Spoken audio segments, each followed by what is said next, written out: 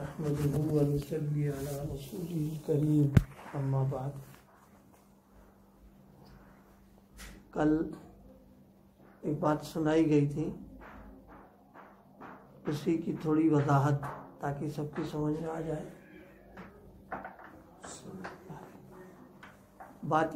بات یہ کل عرض کی تھی کہ ہم سب لوگ اپنی ضروریات کے سلسلے میں دو چیزوں کا خیال رکھتے ہیں، اور دو چیزیں ہمارے پیش نظر ہوتی ہیں کوئی بھی ضرورت ہو ہماری۔ ایک تو یہ کہ جس چیز سے ہماری ضرورت پوری ہو رہی ہے وہ اتنی ہو جو ہمارے لیے کافی ہو جائے،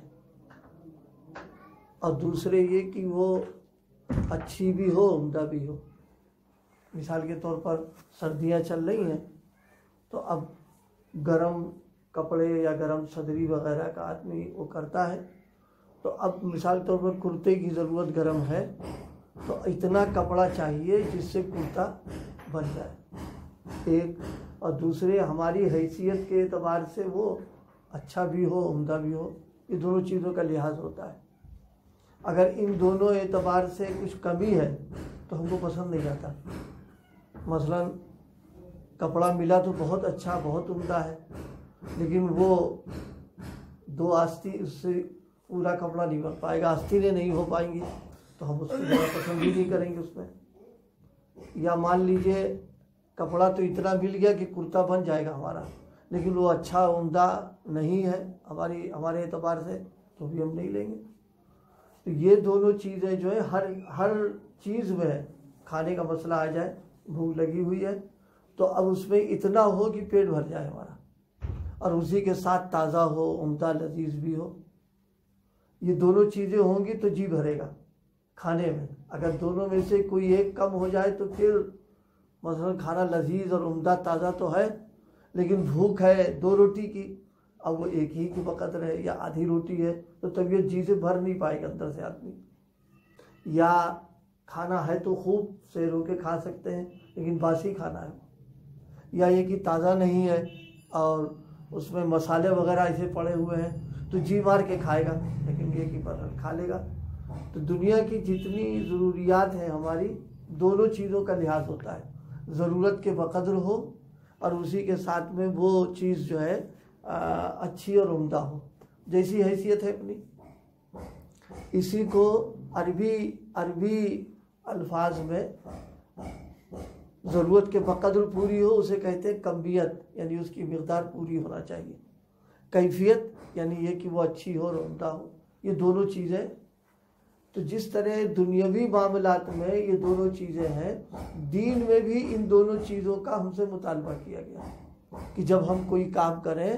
تو وہ کام جو ہے وہ پورا ہونا چاہیے، اس کی مقدار پوری ہو، اور دوسرے یہ کہ اخلاص ہو، خشوع و خضوع ہو، کیفیت اس کے اندر ہو۔ یہ دونوں چیزیں ہوں گی تب اس عمل کو اللہ تعالیٰ پسند فرمائے گا۔ اب عمل میں کمیت اور کیفیت اللہ تعالیٰ نے اس معاملے کو ہمارے اوپر نہیں چھوڑا۔ اگر ہمارے اوپر چھوڑ دیتے تو بہت زیادہ ہی اختلاف، انتشار آپس شروع ہو جاتا۔ اس کو یہ اللہ کی بہت بڑی رحمت ہے، اللہ تعالیٰ نے اس کے لیے حضرت نبی کریم صلی اللہ علیہ وسلم کی ذات کو نمونہ بنا دیا کہ ہر وہ کام جو اس نمونے کے اعتبار سے ہوگا، کمیت میں بھی کیفیت میں بھی، یعنی پوری مقدار بھی ہو اور کیفیت بھی ہو، بس وہ عمل ہم کو پسند ہے۔ اگر ہمارے اوپر ڈال دیتے، ہم دنیا کے معاملات میں دیکھیں، کھانے پینے کی چیزوں میں ہمارا مزاج، طبیعتیں الگ الگ ہیں۔ 2 بھائی ہیں، ان کا مزاج یکساں نہیں ہوتا، ایک کو دال پسند ہے دوسرے کو سبزی پسند ہو رہی ہے، ایک کو معلوم ہوا جناب والا سبزی پسند ہے تو دوسرے کو جو ہے گوشت پسند ہے، کسی کو معلوم ہوا کہ مرچ زیادہ کھاتا ہے وہ دوسرے کو مرچ زیادہ نہیں پسند ہو رہا، تو آپس میں اختلاف ہے وہ۔ تو اگر دین میں بھی یہی ہو جاتا تو پھر لٹ چلتا اچھا خاصا، اس لیے کہ اب مثلا عصر کی نماز پڑھنا ہوتی ہے، ہمارا جی چاہ رہا ہے، ہم فارغ ہیں، ہمارے پہ کوئی کام نہیں ہے، لاؤ آج 8 رکعت پڑھ رہے اطمینان کے ساتھ۔ اگلا آدمی ہے اسے ہے جلدی، تو وہ سوچا چلو ایک ہی پڑھ دو آج آ کر کے، تو یہ آپس میں پھر اختلاف شروع ہو جاتا۔ تو اللہ تعالیٰ نے بہت بڑا احسان فرمایا کہ دین کے معاملے میں اختلاف اور انتشار سے بچانے کے لیے بس نبی علیہ السلام کو نمونہ بنا دیا کہ جتنا جو کام جتنی مقدار میں آپ نے کیا ہے اتنی مقدار میں ہمیں کرنا ہے، اور وہ کیفیت جو آپ کی ہے ہم کوشش کریں گے جتنی کیفیت پیدا ہو پائے گی اتنی ہمارے اندر کریں گے ہم، تو وہ عمل اللہ کو پسند آ جائے گا۔ بس دین میں یہ بنیادی چیزیں ہیں، کمیت اور کیفیت، اگر دونوں جتنی زیادہ ہوتی رہیں گی اللہ کے نبی صلی اللہ علیہ وسلم کے نمونے کے حساب سے اتنا عمل اللہ کو پسند ہوگا، اور جتنا اس نمونے سے دور ہوتے چلے جائیں گے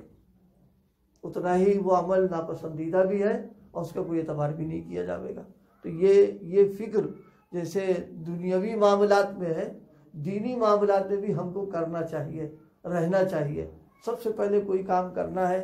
اگر خود علم ہے بہت اچھی بات ہے، نہیں ہے تو علماء سے پوچھے کہ بھئی یہ کام کیسے کرنا ہے، وہ جتنا بتا دیں گے اس کے حساب سے ہمیں کرنا چاہیے۔ تو اس میں جو بات عرض کرنے کی تھی ایک تو یہ، دوسرے کمیت اور کیفیت، اللہ پاک نے دو جماعتیں بنائیں، ایک علماء کی ایک صلحاء کی۔ علماء کی جماعت سے کمیت ملے گی، یعنی وہ اعمال کی شکل صورت اور اس کے کرنے کا طریقہ بتا دیں گے کہ اس طرح کرنا ہے، اور صلحاء سے اس کی روح اور اس کی جان یعنی اخلاص ان سے پیدا ہو جائے گا۔ اسی لیے کہا جاتا ہے بھائی امت جو ہے ان دونوں طبقوں سے اپنے آپ کو مستغنی نہیں کر سکتی، ہمیشہ ضرورت اس کو رہے گی۔ ابھی دین پر عمل کرنا ہے پوری زندگی، شریعت کے احکامات کو پوری زندگی ہم کو اس کو کرنا ہے، تو اب اس کے کرنے کا طریقہ علماء سے معلوم ہونا ہے، اور اس کے کرنے کے اندر جو ہے اخلاص للہیت اور کیفیت یہ صلاح سے ہم کو مل پائے گی۔ اس لیے دونوں کی ہمیں ضرورت ہے، دونوں سے مستغنی نہیں ہو سکتے۔ اسی لیے اللہ تعالیٰ نے قیامت تک کے لیے دونوں سلسلے باقی رکھے اور چلتے رہیں گے۔ نبی علیہ السلام کی وراثت علماء کے پاس بھی ہے اور صلحاء کے پاس بھی ہے۔ صلحاء کے پاس جو وراثت ہے وہ کیفیت والی ہے،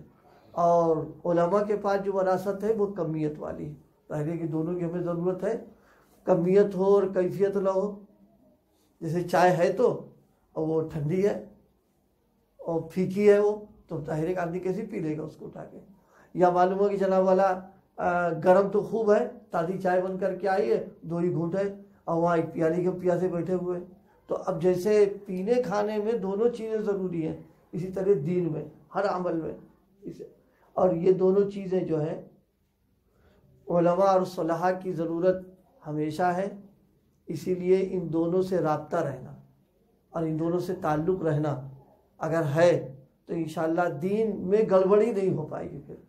صحیح عمل ہوتا رہے گا اور اللہ پاک کے کرم سے امید سے قبول ہی فرما لیں گے۔ لیکن ان دونوں سے اگر الگ ہو گئے اور اپنی عقل لگا دی تو بات خراب ہو جائے گی، پھر بات بن نہیں پائے گی اس کے اندر۔ اس لیے کل جو خاص طور پر گزارش کی تھی آج اس کی تھوڑی سی وضاحت کر دیا کہ یہ دونوں چیزیں کمیت اور کیفیت اس کی ہم کو ضرورت ہے ہر عمل میں۔ جب ضرورت ہے تو اب اس ضرورت کے پورا ہونے کے لیے علماء کے پاس جانا، صلحاء کے پاس جانا، پہلے زمانے میں لوگوں کو اہتمام ہوتا تھا کہ بزرگوں کے پاس جاتے تھے، خانقاہوں میں جاتے تھے، وہ اسی لیے جاتے تھے کہ ہم دینی اعتبار سے جو کیفیت ہے، جو روح ہے، جو جان ہے، وہ ہمارے اندر پیدا ہو جائے۔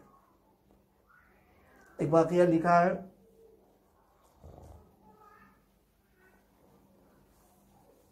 عراق کے ایک بہت بڑے عالم تھے، میرے نام سے ہوتا، تو ان کو اپنی اصلاح کی فکر ہوئی، بہت بڑے عالم تھے وہ، علامہ خالد کردی رحمۃ اللہ علیہ، کردستان وہ نقشے میں آتا بھی ہے، وہی کے رہنے والے تھے، بہت بڑے عالم۔ تو انہیں خیال ہوا کہ معلومات تو بہت ہے ہماری، علم بھی میرے پاس ہے اور کتابوں نظر بھی ہے، لوگ مجھ سے رجوع بھی کرتے ہیں، لیکن عمل کے لیے جو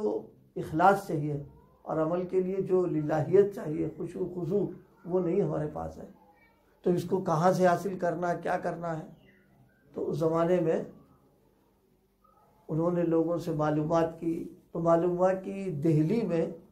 ایک بزرگ ہے جن کا نام ہے حضرت شاہ غلام علی صاحب رحمۃ اللہ علیہ، نقش بندی سلسلے کے، وہ موجود ہے ان کی خدمت میں، ان سے یہ نعمت مل سکتی ہم کو ہے۔ اب کہاں کردستان اور کہاں ہندوستان، تو یہ خیال آیا کہ حج کا زمانہ قریب ہے، چلو حج کریں گے، حج میں ہندوستان کے لوگوں کو تلاش کریں گے، ملاقات ہو جائے گی تو پھر اور تحقیق ہم کو ہو جائے گی۔ آئے مکہ معظمہ، یہاں ملاقاتیں کی لوگوں سے، تو ہندوستانی لوگوں سے ملاقات ہو گئی، پھر دہلی کے لوگوں کو تلاش کیا، ان سے ملاقات ہو گئی، وہی چراغ کے نیچے اندھیرا، دلی والوں سے پوچھا حضرت شاہ غلام علی صاحب کے بارے میں، کہا ہم تو جانتے نہیں ان کے بارے میں۔ ان کو بہت مایوسی اندر سے ہوئی کہ میں تو اتنا کردستان سے یہاں اور ہندوستان جانے کا میں نے نظام بنایا، اور یہ وہاں رہ کر کے ان کو نہیں جانتے ہیں، تو تھوڑا سا طبیعت پر اثر بھی ہوا، لیکن ان کو سچی طلب تھی ان کو، کہ لگن تھی کہ جانا ہے کسی طرح سے۔ اب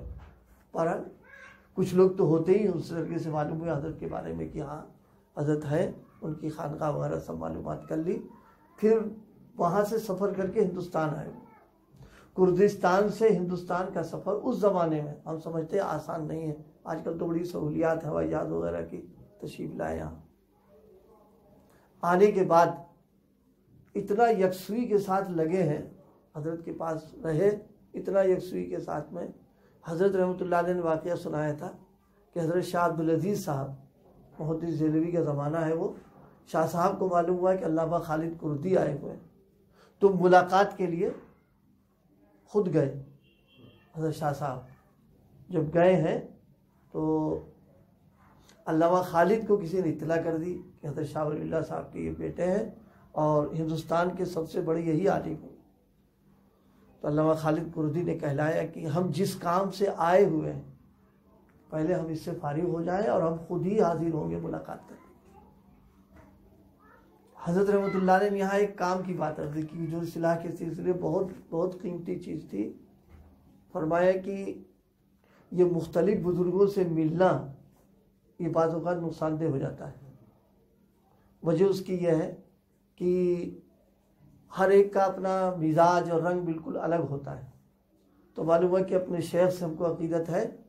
اب کسی دوسرے سے ملے اس کا کوئی ایسا رنگ ہے کہ جس کی وجہ سے ہماری کشش اس کی طرف ہو گئی، اور جو عقیدت ادھر تھی وہ ادھر منتقل ہو گئی، کم پڑ گئی۔ اب ظاہر شیخ سے عقیدت کم ہونا یہ اصلاح کے لیے بہت مضر، ختم قصہ ہو جاتا ہے۔ اس لیے فرمایا کہ نہیں، ابھی نہیں ملیں گے ہم، پہلے تکمیل یہاں ہو جائے پھر آپ سے ملاقات کریں گے۔ ہو سکتا ہے آپ کے علم، حضرت کے علم کا اثر، معلومات کا اثر پڑتا تو شاہ صاحب کیا وہ چیز نہیں تھی، مثال کے طور پر، تو شاہ صاحب کی طرف سے دل میں تھوڑی سی وہ پیدا ہو جاتی ہے، تو کبھی یہاں معلوم ہو رہی ہے، اس لیے فرمایا ابھی نہیں ملیں گے ہم، جب کام ہمارا بن جائے گا تب پھر ہم خود ہی آپ سے حاضر ہوں گے۔ اس لیے ایک بات کہی جاتی بھائی سب سے کہ جس سے دینی تعلق قائم کر رکھا ہے بس اسی کی طرف رجوع رہے، اسی سے جڑا رہے، اسی کے ساتھ لگا لپٹا رہے، دوسرے کے پاس دعا کے لیے تو جائے، استفادہ نہ کرے اس سے، کیونکہ اگر استفادہ کرے گا تو پھر گڑبڑ ہونا شروع ہو جائے گا اس کے اندر۔ یہ اس راستے میں تو میں عرض کر رہا تھا، اس کیفیت کو لینے کے لیے حضرت کردستان سے یہاں تشریف لائے، پھر اللہ پاک نے ان کو ایسا نوازا کہ نقش بندی سلسلے کی ایک شاخ سلسلہ خالدیہ مستقل چلی ان سے، اور پورے کردستان، عراق وغیرہ سب میں، علامہ شامی بھی اسی کے اندر آتے ہیں، سب ان کا سلسلہ بہت چلا۔ تو بات یہ ہے کہ بھائی ہم لوگوں کو بھی اللہ پاک اس کی فکر نصیب فرمائے، دین کے سلسلے میں کمیت کو بھی کر لینا ہے، کیفیت کو بھی لینا ہے، کمیت کے لیے علماء سے تعلق اور کیفیت کے لیے صلحاء سے تعلق۔ اللہ پاک عمل کی توفیق عطا فرمائے۔ سبحان اللہ۔ اسی کو گزارش ہے 2 مرتبہ